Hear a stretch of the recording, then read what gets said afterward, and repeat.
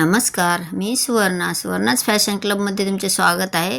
पहा, तुमचे ब्लाऊज असे कधी झालेले आहे का? ब्लाऊज तर शिवून तयार झालेले आहे, डिझाईनही खूप सुंदर आलेले आहे, पण जे शोल्डर आहे ते शोल्डर थोडे लूज झालेले आहे, म्हणजे शोल्डर खाली उतरत आहे.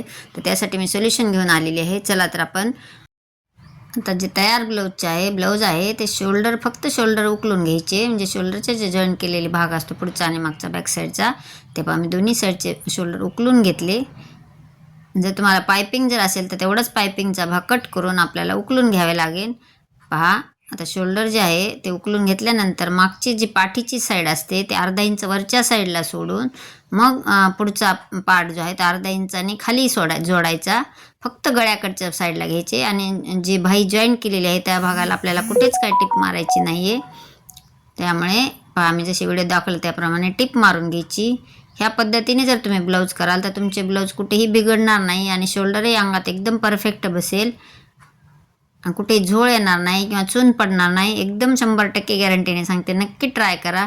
आणि तुम्हाला जर व्हिडिओ आवडला, थोडा जर युजफुल वाटला तर एक कमेंट करा आणि तुमच्या मित्रमैत्रिणींना शेअर करा, म्हणजे ह्या व्हिडिओचा खूप फायदा होईल. ब्लाऊज तर तयार आपल्या अंगात खूप छान बसते, पण शोल्डर जर उतरले तर सगळा जो आपला साडीचा लुक असतो तोच खराब होतो. त्यामुळे एकदा नक्की ट्राय करा. तुम्हालाही असे होत असेल तर नक्की ट्राय करा. दोन्ही साईडचे मी एक्स्ट्राचे जे शोल्डर होते ते कट करून घेतले. पहा, आता एकदम परफेक्ट आणि फिनिशिंगने अंगात बसणार आहे.